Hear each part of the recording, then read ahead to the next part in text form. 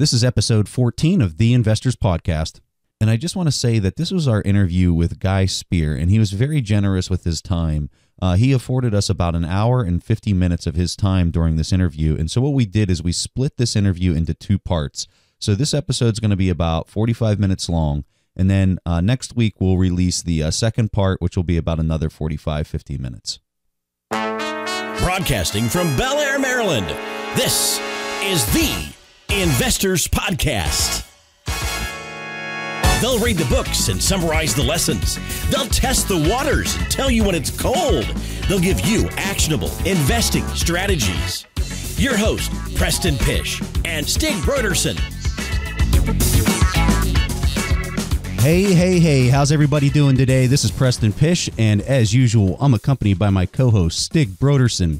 And today, we've got two guests for you. Hari Ramachandra from Bits Business is with us, and he's helping us interview our guest who we are just thrilled to have on the show today, and that is Guy Spier. So I know I sent out a couple emails to some of the people in the audience, giving people an idea of who Guy is and that he was going to be coming on our show. So let me just open up by saying that Guy is the best-selling author of the book, The Education of a Value Investor. And I can say unequivocally that this book was Stig and I's favorite read for 2014. In fact, I was talking to one of my close friends, Colin Yablonsky, on the phone the other night, and he told me that he was recently reading Guy's book, and he said that he finished 2/3 of this book in a single day. And he quoted something like, you know, Preston, whenever you're receiving that much value, it's really hard to put something down and walk away from it. So I know it might sound like we're really promoting Guy's book pretty hard here because we're literally looking at him and have him on the show. But if that's how you feel and you don't want to put up with our perceived bias on how good Guy's book is, I encourage you, go to Amazon, pull up the general public's comments and reviews of his book, and you will see how many 5-star reviews there are for this book. So in one phrase to the audience, this is a must-read book, and we highly recommend that you go out and get it. And if you forget the name or you want to be able to pull it up later on, we'll have that in our show notes, and you can link to that and check it out. So here's a little background on Guy. So Guy graduated the top of his class from Oxford University with a degree in economics. After graduation, he was awarded the George Webb Medley Prize for Best Performance in Economics that year. In fact, his performance was so stellar that during that time, he became a contemporary of David Cameron, who was the Prime Minister of the United Kingdom. After he attended economic tutorials with the man in charge of the entire UK, Guy decided to take some time off, so he went to Harvard Business School. Like Stig, everyone's got to slack off from time to time, so... And that was obviously a really bad joke on my part. But hey, we'll keep moving here. So and then in 1997, Guy started his own fund. It was the Aquamarine Fund, and he styled it after Warren Buffett's 1950 partnership. Guy is well known for bidding $650K with Mohnish Pabrai for a charity lunch back in 2007. And for all of our dedicated listeners, yes, that's Mohnish Pabrai, the gentleman we discussed in episode 4 with Hari.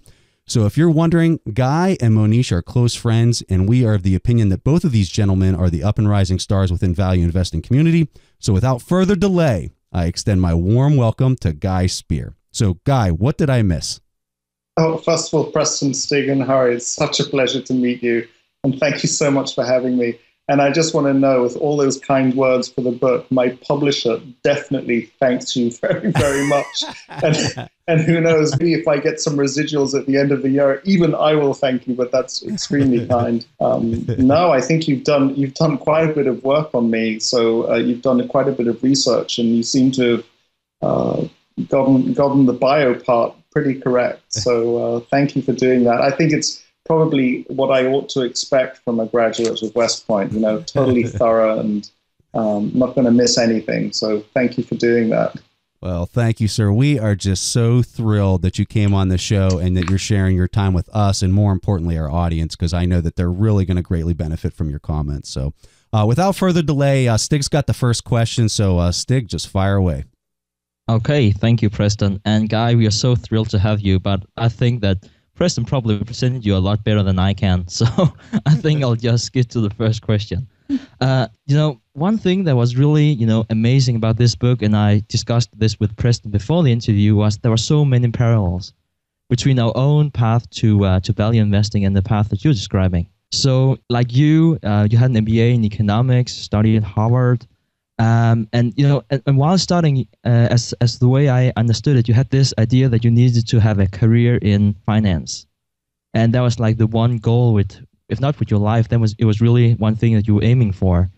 I had the same feeling, and I spent, hold your horses, exactly 18 months in this high-powered, financial sector job, and then I slowly figured out that this company, I wouldn't say it was compromising my value, but it was definitely not something that I feel authentic about working for. And without speaking too much about myself, sorry for that. A question that I've been asking myself over and over again is, where would I have been today? Not so much financially, but more importantly, personally, if I had stayed in a job like that. And I think that was really, in parallel to what you experienced at DH Blair. So I'm very curious about, like, you have a few years on me.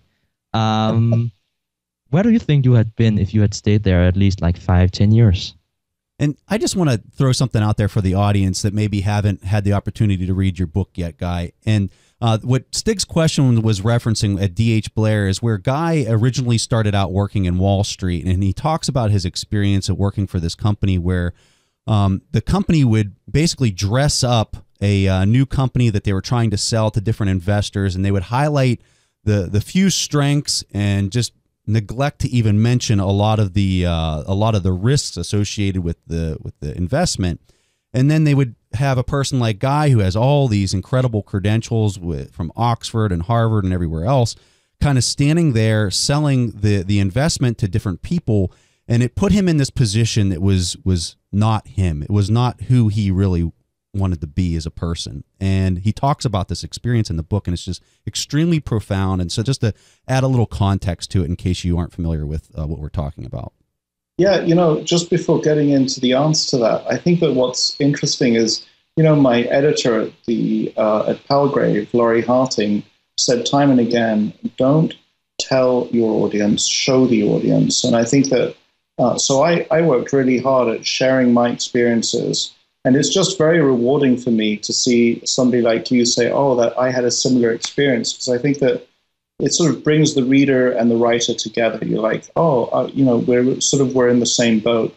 And on another level, I think it's rather sad how many of us started off at a financial services business with kind of high hopes and sort of moral hopes. And we gradually discovered, as we unpeeled the onion, what lay behind all of the smoke and mirrors. And it's deeply unpleasant, and I think slightly disconcerting to many of us. But then, where would I have been? I mean, obviously it's the counterfactual. We don't know the answer to that. But as I thought about your question, I thought, one thing is that I think I might have become quite depressed. I just would have been, not consciously depressed, but just an unhappy person. And I think that we've all come across people who are so unhappy in a certain way that they don't realize that they're unhappy. Or perhaps I would have become twisted. And by what I mean by twisted is that, there was a good person struggling to get out, but he just couldn't get out given the environment that he was in. And I think if we think of, plants, if we take a plant and put it in the wrong environment, it'll be shriveled. You need to really give it the water and the light and the fresh air and the right things to make it blossom. And I think that I would have just in some way been shriveled. That's the best of it. I'd like to believe that I wouldn't have ended up in prison, but I can't tell you how many times I was at home just sort of in a certain way looking in the mirror saying, what's wrong with you, Guy? Why can't you figure it out like some of the more successful people at your firm can? And I think that I'm glad and lucky that I didn't actually act on the kinds of conclusions that I was drawing, because I would have acted, that would have been the path to hell, basically. So. Wow, that was really, really insightful answer, and something that I really thought about that you were talking a lot about was authenticity. There was something you spoke a lot about, and I think this is the thing about the inner and outer scorecard. I don't know if you have if you could just elaborate a bit on that. Why is that so important, especially where you used to work at DH Blair? That was about the most inauthentic environment you could have ever been in. And, people were saying one thing to one person and another thing to another person in that environment. I think the first time our mothers always tell us to tell the truth. And we just think it's something that our mothers are telling us because that's what mothers do. And I didn't realize that she was imparting this really profound piece of wisdom. And, but this message of authenticity has now come at me from various different really important thinkers. I mean, it started with this dinner that I had with Mohnish Pabrai, and he talked about his book, Power versus Force, by David Hawkins, where he basically, a big part of the book is about authenticity. And we were speaking earlier about the autobiography of Mahatma Gandhi, where, even the subtitle, The Story of My Experimentations with the Truth. And Mahatma Gandhi is utterly truthful in that book. But then, when you go to Charlie Munger and you hear Charlie Munger say, it's better to tell the truth because you don't know, then you don't have to remember what you said to whom. So it's almost like I've been getting this message on being honest with the world and being authentic and having who we are on the inside be reflected by who we are on the outside from so many different places. Interestingly enough, all of those places connected up with the Berkshire Hathaway crowd. But I would tell you that at D.H. Blair, I didn't have any indications that that was the path to follow. In a certain way, this idea of seeking to be authentic is almost, or maybe you could argue that it's the same as value investing, but it almost goes far beyond because it's not just about finance. And I really do just thank my lucky stars that I came across, it was the intelligent investor for me that helped me onto that path. And it comes back to your original question. Once I started on that path, I got more indications that I needed to become a more authentic version of myself. But if I had not started on that path, God knows where I would have been. Certainly less happy and less healthy. But Preston, what I would say is that I think that all of us, certainly the four of us on this conversation, and probably many of your listeners, have been in situations where, one person in the room is expecting us to be one way and to say one thing, and another person in the room is expecting us to be another way and to say something else. And we've felt that conflict. And I don't think I realized it. I mean, I was extremely conflicted at this investment bank that I worked. And I don't think I realized at the time that when you feel that you're conflicted in that way, then there's nothing wrong with you. There's something wrong with the environment, and you need to start. It's not something that happens in a heartbeat. You need to start figuring it out, basically. And so I guess, just an additional gloss on this idea of being authentic. If we're in situations, if your audience or either of you three are in situations where you don't feel like you can be authentic, then that's a likely indication that there's something wrong with the environment, that you need to start making changes. So yeah, and the longer you stay in that kind of environment, the more you become that environment. And yeah, I really do think, I was very concerned in writing the book because we ended up mentioning the man who ran the place, who ended up having 3, I think, or 2 out of his 4 sons-in-law imprisoned as a result of violations by D.H. Blair that were investigated, and they were brought to court by the NASD. But I don't think he, like the rest of us, I don't think he entered Wall Street a bad man. He entered Wall Street with the same desires that I had. I think he saw himself in me, I saw myself in him. And it's just scary because it shows how warping that environment can be. And I think that a point that I've tried to make to a number of journalists is that they like to think of these kind of rogue traders, and every now and then somebody's paraded up in front of the lights, as being people who are kind of like different to the rest of us. And I think that my point is, no, they're the same. It's the environment that warps. Yeah, I completely agree with you, because it's not like you're sitting behind your trading desk or whatever you're doing and thinking, I should do something illegal. It's just that crazy thing happens when you're under a lot of pressure and you don't have time to breathe. And I know it may sound like, 1 month or 18 months or how long you work there, but you're under so much pressure that you just, can't always separate right from wrong. Yeah. I just think, that's really just a takeaway I want to give to people, because, I've met the same prejudice about these evil people that just want to hurt us. I don't think people working on Wall Street are necessarily evil people, but I think that sometimes they don't know the difference between right and wrong because they're under so much pressure and can't think about anything else than themselves. And I think that just one closing thought there is that I don't think that where we were, which was like entry-level positions and maybe just relatively junior positions in the firm, I do think that the people at the top of these firms need to think and behave differently, and they do bear responsibility and should work. I think that at the end of the day, businesses have to be prepared to be smaller and less profitable in order to have a more moral environment. And I'd like to believe that the people at the top of these firms can make a difference. Completely agree. Yep. Okay, so let's go to Hari with the second question.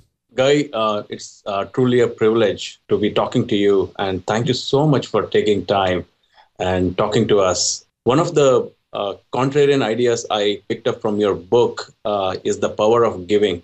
In fact, based on your recommendation in the book, I bought the book Give and Take by Adam Grant and read it.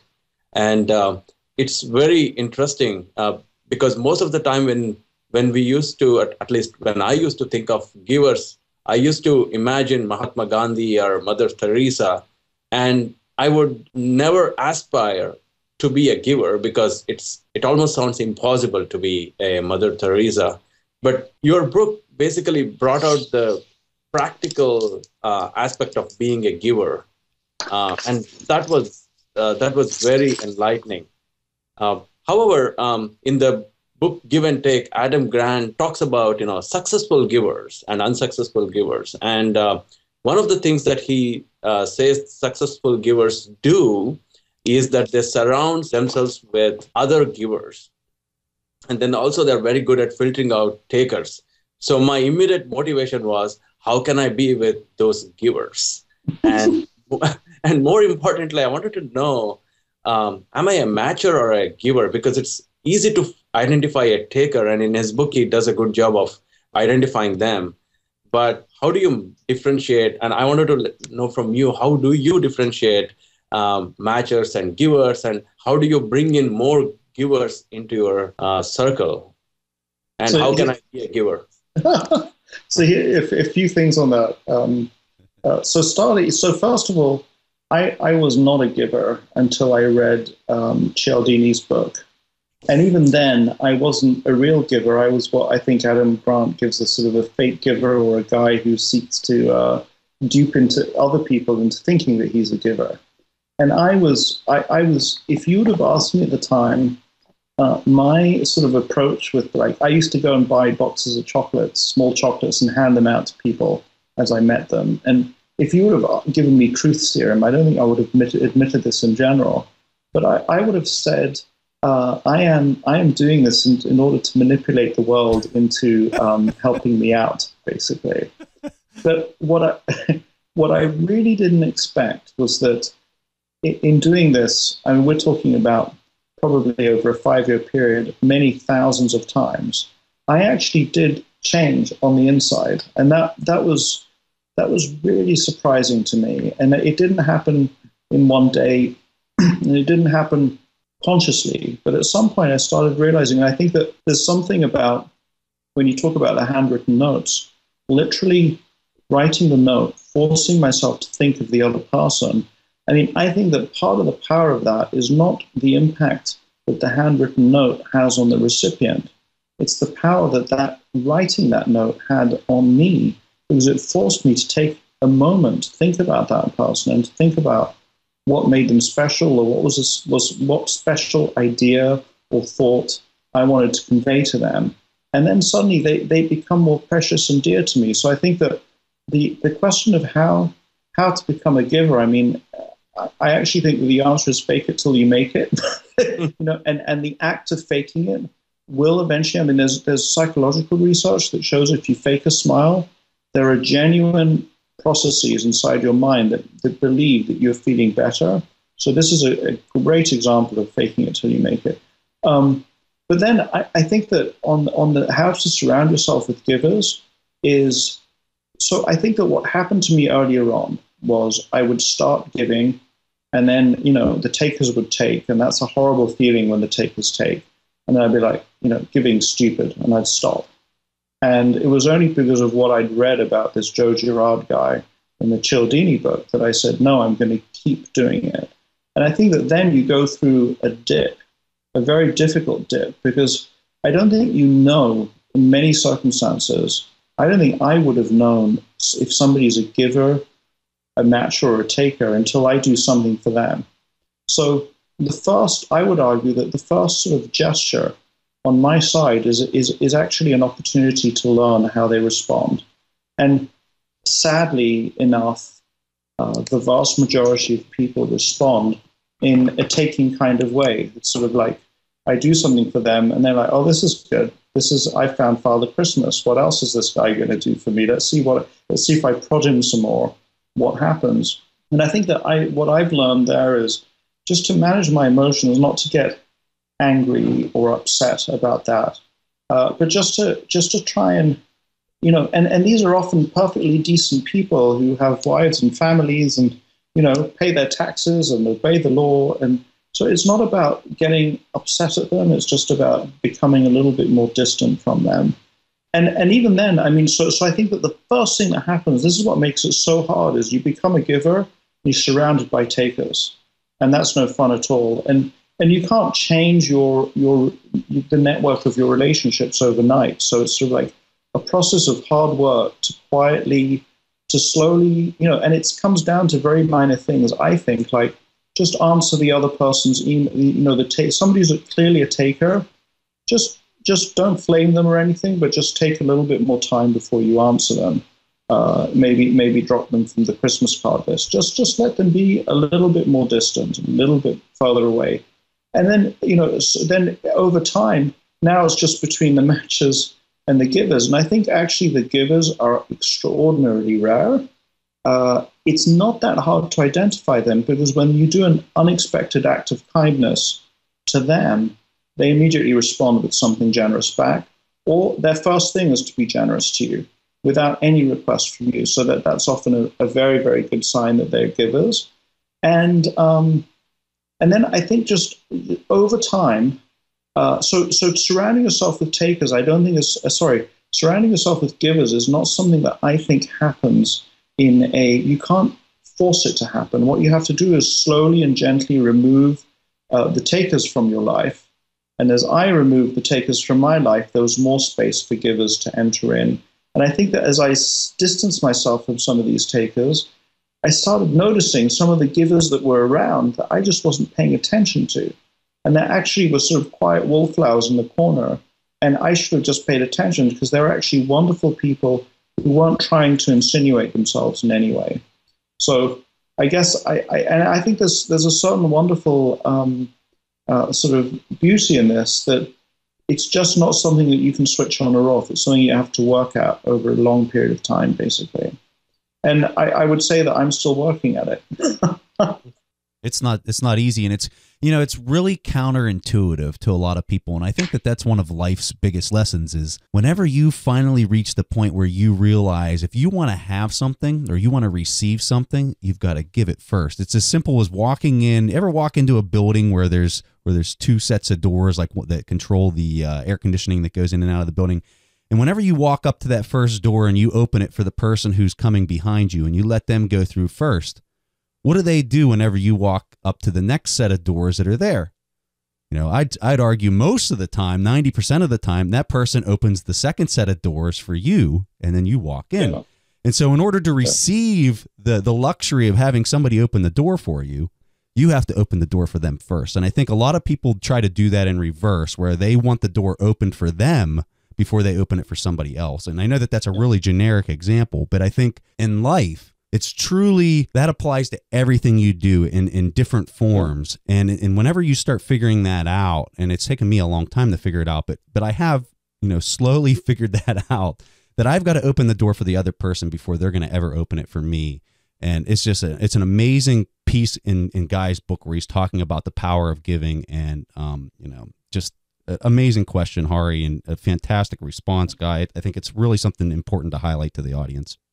But I would also say that I think that we're living in a world, I think, where before the advent of the internet, before the advent of radical openness, you could fake being a sort of a giver by being a matcher, and that would work because people didn't find out about you so fast. I think that in a radically open world, this sort of being a giver is just much more powerful, and it's in some way it's the only way to be, because people just find out about you that much faster, basically. Yeah. So, yeah. Okay, so I'm going to move on to the third question, which is mine, and we talked about this a little bit in the first question about surrounding yourself with people that you admire, and so it's just incredibly important. I know this is like one of my biggest things, and that's probably why it's my first question. Is if you could go back to the time when you were 18 years old, Guy, and you could pick only 3 role models and you could study them and really kind of understand their essence and the way that they make decisions, who would those 3 people be?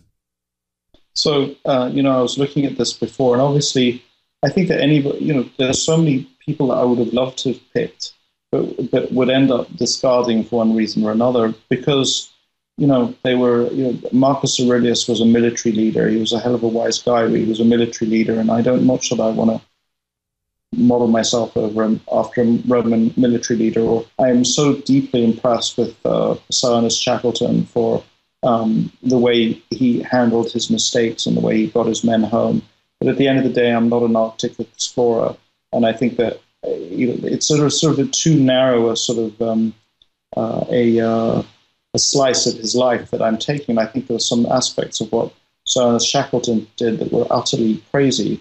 And if we look at talk to Hari for a second about Mahatma Gandhi, again, there's just no way in hell that I would want to model myself after a guy who almost killed his child. I mean, he describes in the book that, so his son had don't remember what he was ill from, but the doctors came and said that it was really a good idea to give his son some beef broth, and Mahatma Gandhi just couldn't bring himself to do it, even though that might have. So I would not want to model my life after Mahatma Gandhi either. So I think that what we get to is people who are very similar. So the 3 names that I put down very easily were Warren Buffett, Charlie Munger, and Ben Franklin, and I don't think that that's particularly surprising to the audience.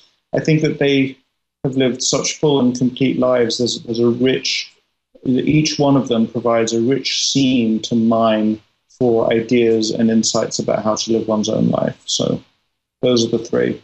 Sorry, Mahatma Gandhi. Sorry, Sir Ernest Shackleton. Sorry, Marcus Aurelius. A guy whose life I just don't know well enough.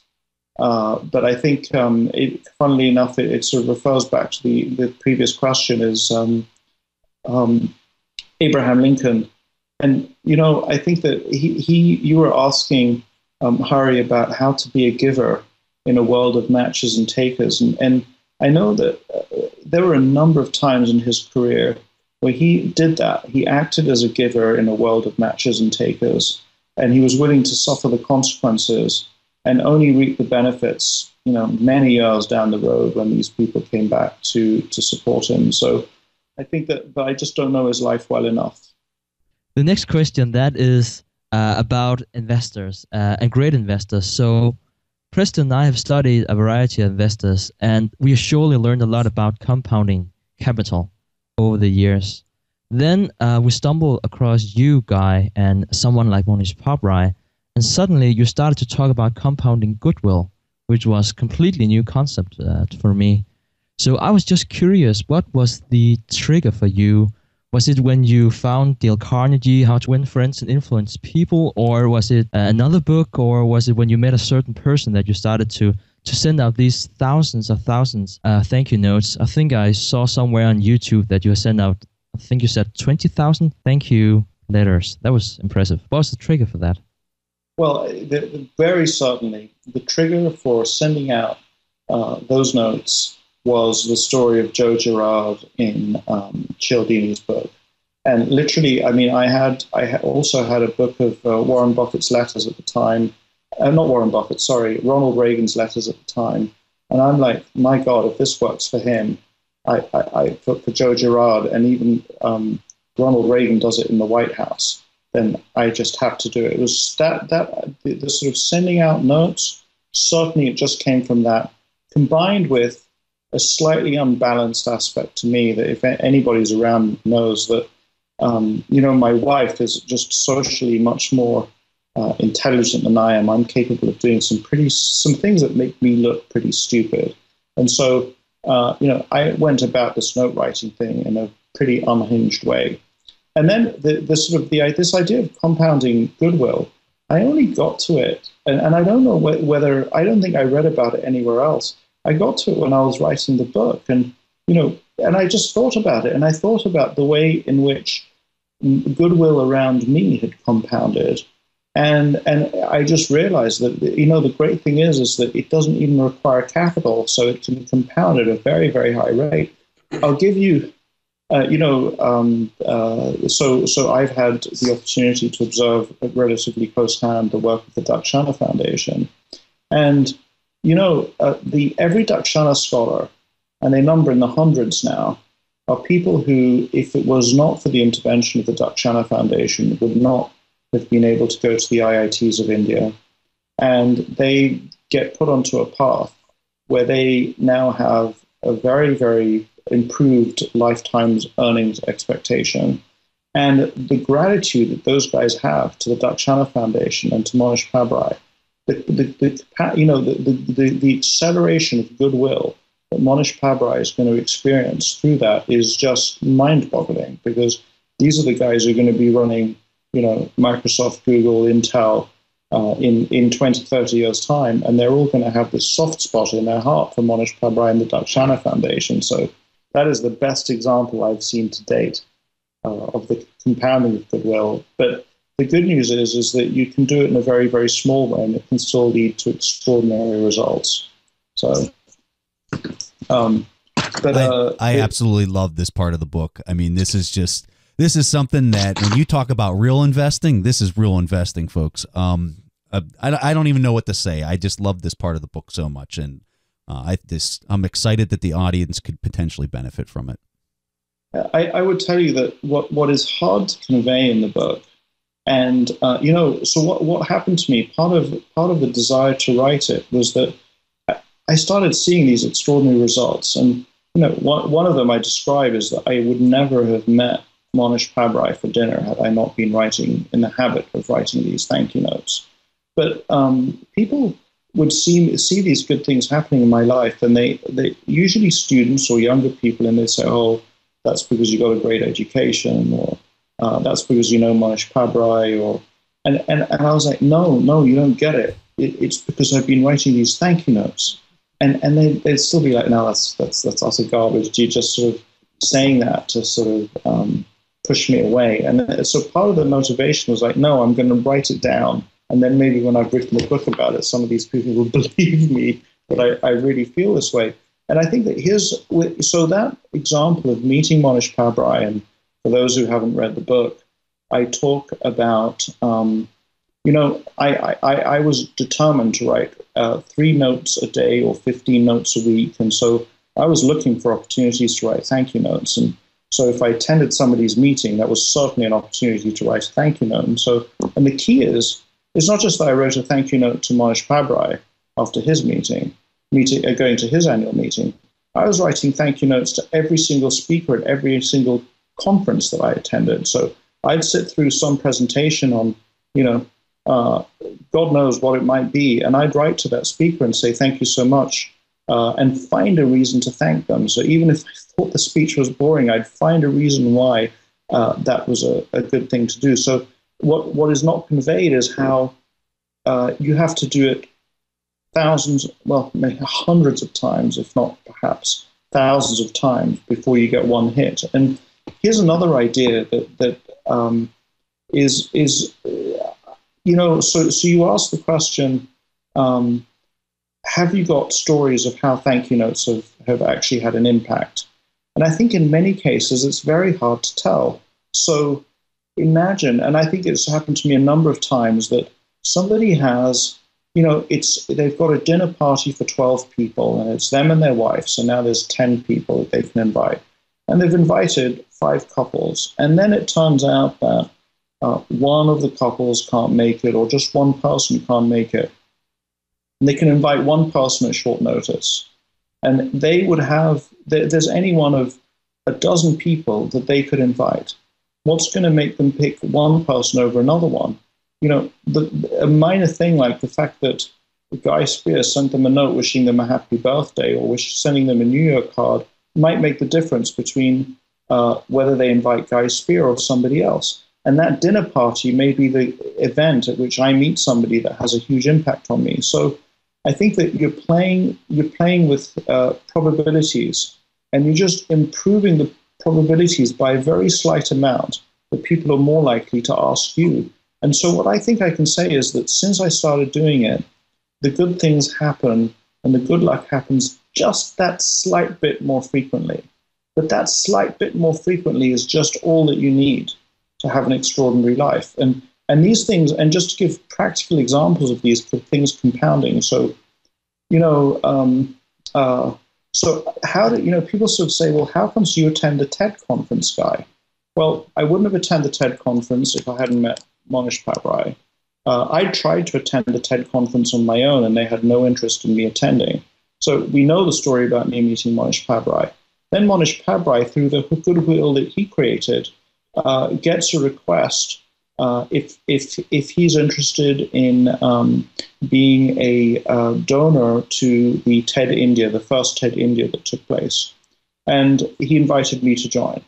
And I, of course, now know the power of giving, and I say, oh, sure, I'm happy to sponsor that. It was not much more than it would have cost to attend the TED conference on its own.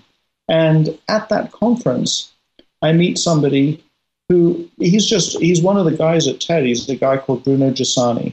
So Bruno Giussani, he meets me, but he must have met 600 or 700 people at that conference. But of course, I wrote him a thank you note. It's a pleasure to meet you.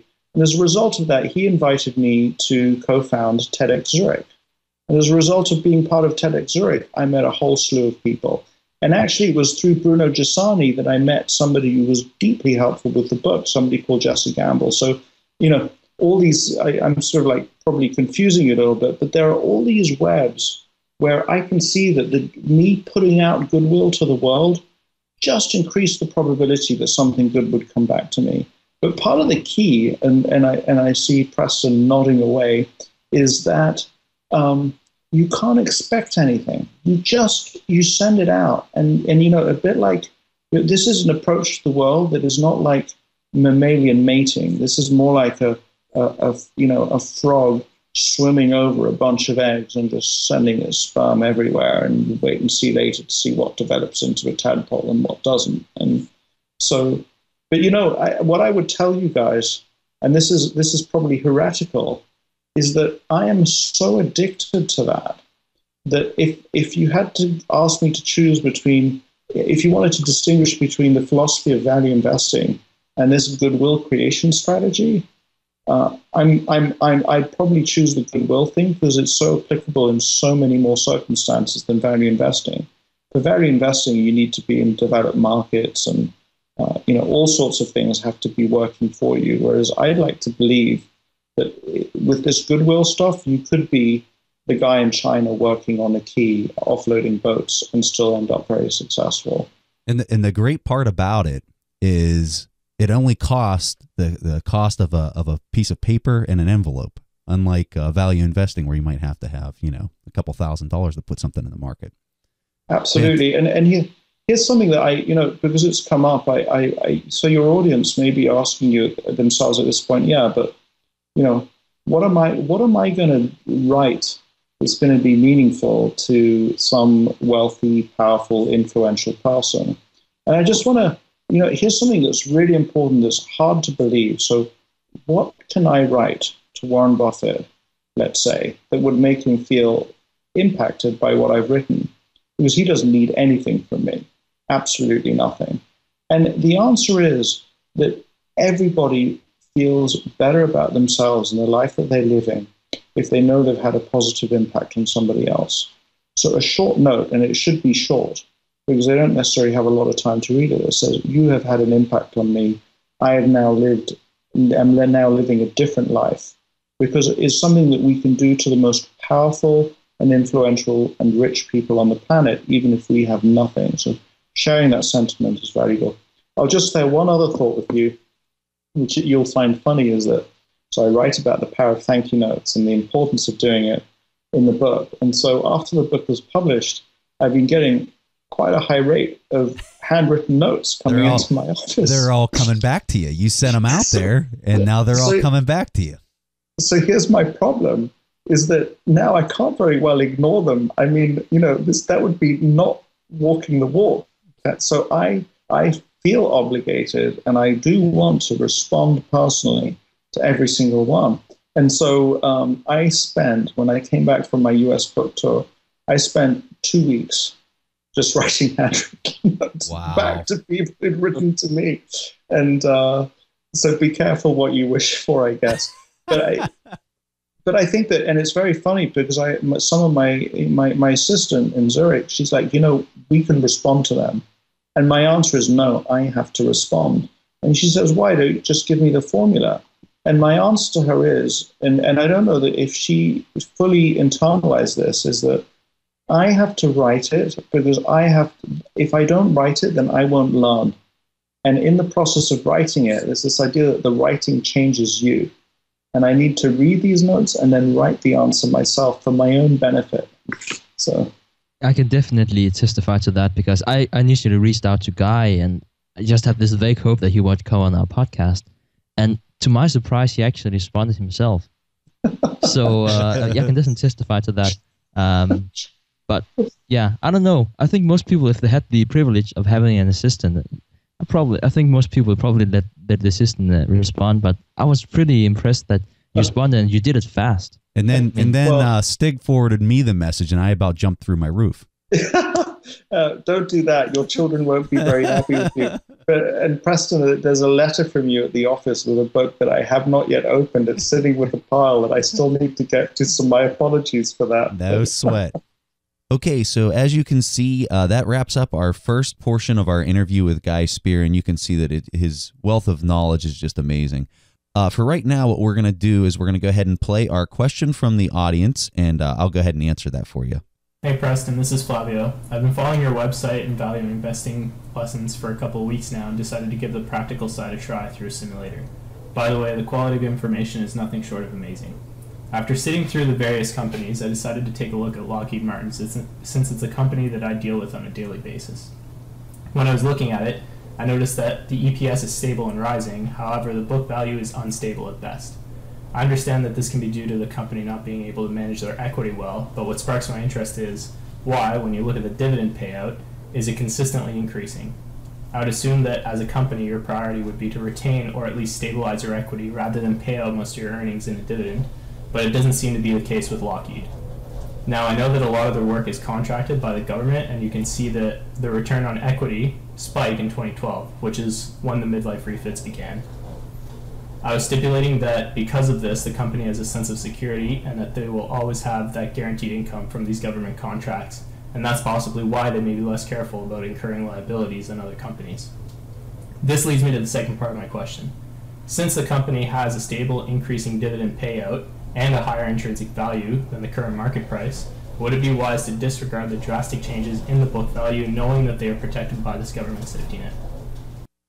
So, Flavio, this is a really good question, and it's something that I think a lot of people just kind of take for granted. Whenever they're first learning how to value a stock, they're looking at the book value a lot. That's a common theme that I see with people.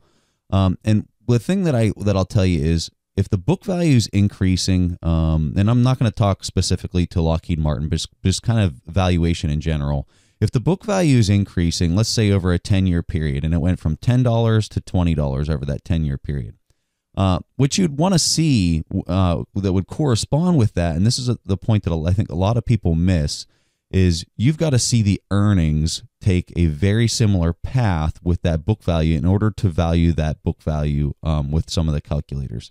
For our example there, let's say the book value went from $10 to $20.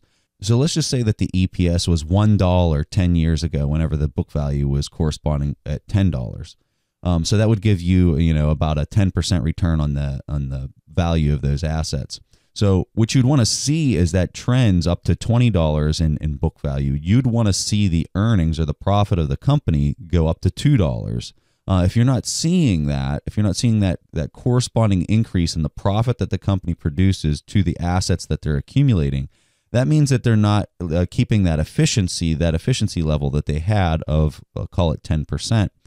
So if, let's just say that the book value went from $10 to $20, but the EPS stayed at $1 and it remained $1 throughout that 10-year period, I would make the conclusion that that company is making poor investments with the retained earnings that they're keeping, and that it's not producing any more profit or value to the investor.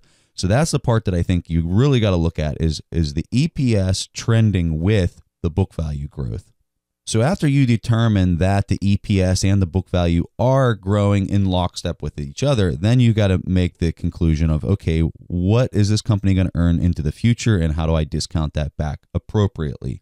And I think for a company like, let's just say, any type of government contractor in the United States during this time frame, end of 2014 time frame, I think the biggest concern is that the U.S. government has said that they're going to continue to have budget cuts. They're going to continue to downsize. And that's where I would probably have the most concern with a company, a defense company or something like that, because that's what's really going to truly impact the future cash flows of the business. So I know that's a really qualitative thing to say, but I think that that's where you've really got to have this balance between qualitative and quantitative analysis whenever you're determining the value of a stock. I know I didn't speak specifically to the company that you were addressing, but I'd rather make it more general for people to kind of understand the essence of valuation and security analysis. So fantastic question. We're going to send you a free signed copy of the Warren Buffett accounting book. And for anybody else out there, if you want to go ahead and submit your question to our show, we'd love to play it on the air. So just go ahead and submit that on our website, asktheinvestors.com, and you can submit your question there and record it for us.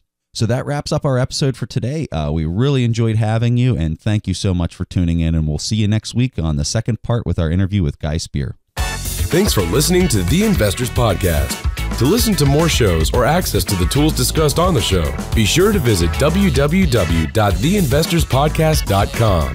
Submit your questions or request a guest appearance to The Investors Podcast by going to www.asktheinvestors.com. If your question is answered during the show, you will receive a free autographed copy of the Warren Buffett accounting book. This podcast is for entertainment purposes only. This material is copyrighted by the TIP Network and must have written approval before commercial application.